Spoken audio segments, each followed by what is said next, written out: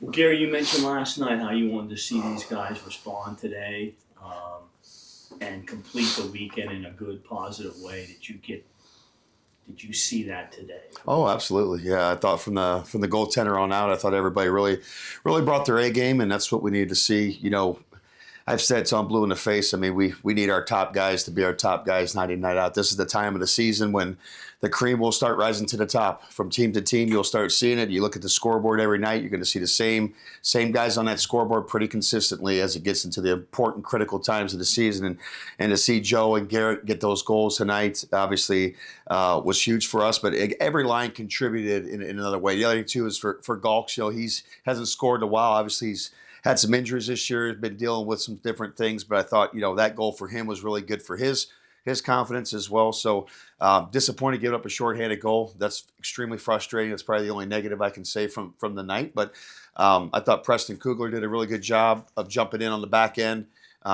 We made some moves with our roster that maybe should get some attention, I think, from the group, which that's the point of it. And the guys that were in the lineup made the most of their opportunity. You mentioned last night too. You said I remember you saying we got to start fast. We got to get a goal. You did that. That play that Joe made. Just talk about that was a situation where it didn't look like when he shot the puck, you didn't know what was going to happen, and it went in. Yeah, it's amazing what happens when you shoot the puck, right? Did you feel like that gave a lift though? Yeah, I mean that's what we need. I mean it's just like last night. I mean we could have scored 4 goals in the first period. I mean could have probably scored 2 or 3 in the second. I mean look at the film today. I probably threw up in my mouth maybe 5 times. I mean it's just the amount of chances that we should have scored last night. That game should have been game set match for us. And we've had a lot of games. If you look at our track record this year, we've had countless games that we've lost games or we've outshot teams 2-1, 3-1, and still find ways of losing games. And it's extremely frustrating from the coaches side. I know the players are just as frustrated, but we got to bear down on our chances and again find a way of being not so predictable. Even tonight, we still passed up chances to shoot the puck. I mean, I'm going to have to show it on film. Like, great chances in the slot area to shoot the puck, and it's been an issue with this team, the unwillingness to shoot the puck at critical moments in the game and bear down on chances. And if the group can just figure out a way of doing that, um, we'll win a lot more games because we've lost a lot of low-scoring one-goal games this year. And I just look back through the course of the season, if we just would have been able to actually just commit the team in that room to buying into just shooting and crashing the net, we would be a very good team. Okay, then after the shorthanded goal, Joe comes back with his second goal. Very good wrist shot into the net, right as the penalty had expired, but maybe a second after. But how big was that goal? Oh, it was a really big goal. I mean, it was again our power play wasn't very good this weekend, and we gave up a couple shorthanded goals. I think maybe the one wasn't a shorthanded. The other night was right when we ended. I think a power play. I can't remember if it was exactly a shorthanded goal, but I just didn't like. We were pretty stagnant on the power play. I've been challenging the power play guys. We need those guys, those horses, to start doing a better job with that opportunity. And it was good to see him finally pop one in there. Obviously, we had one on Friday with Garrett's one timer, but for a while there, even last night, we were down 2-0 in the first period. We had two power plays. I think in the first, they were these horrendous power plays. We got to find a way of being better on the power play, and I thought they did a really good job. It was a nice pass. I think Kesey made a pass to him, if I'm not mistaken, and it was a great finish by Woodsy. And did you feel the third period tonight may have been one of the better ones this whole weekend? The way you guys got 2 goals. I don't think you gave them a really good shot. And they only had 6 shots, but I don't think there was one really great chance. But I thought you really bared down there and all the way to the end.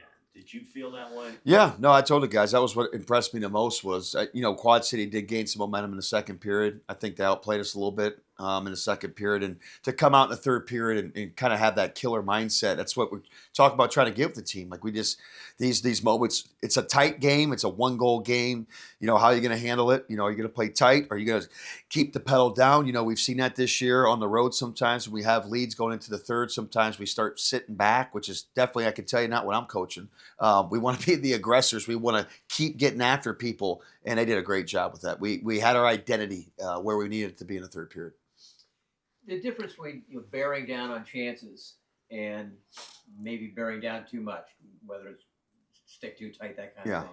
How do you identify and maybe do this without, Well, I think a lot of it starts with your practice habits, Dan. It's practice habits, and that's, as a coach, you got to stay on these guys all the time about making sure that every rep that they take in practice. There's a reason that Kobe went out there and shot 500 shots before practice even started. There's a reason why the Michael Jordans do the same thing. It's just repetition, repetition. That's where you get your scoring touch in games, is on the ice in practice. And we've had times where we don't bear down in practice. We pass up chances. You pass up chances to shoot in practice when you should be shooting, it's going to correlate in the games. And you're a creature of your habits that you have during the week.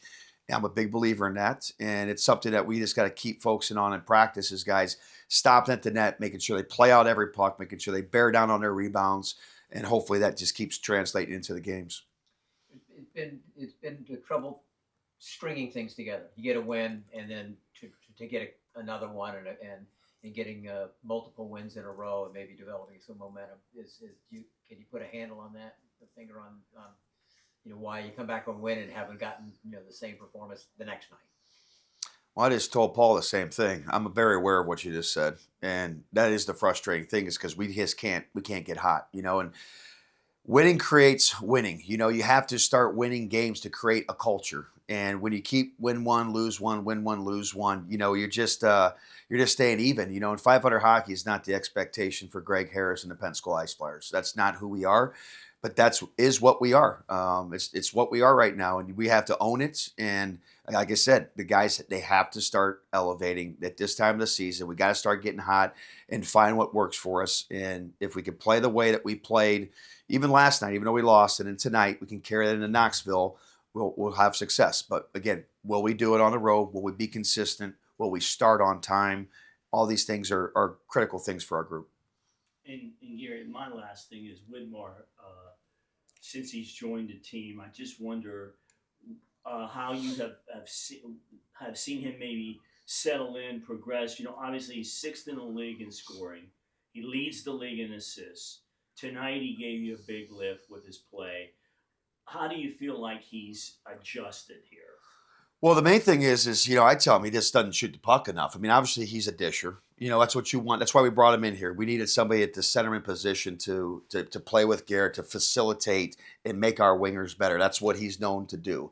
But he does such a good job of holding on to the puck and possessing it, where, again, like tonight, it's great to see him actually score goals because he's got a great shot.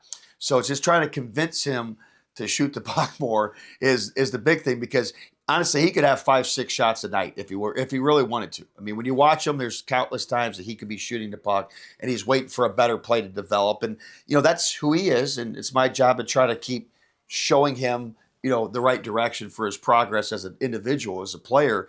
He needs to be a little bit more selfish sometimes, and shoot the puck. And it was great to see him actually shoot the puck and get rewarded tonight.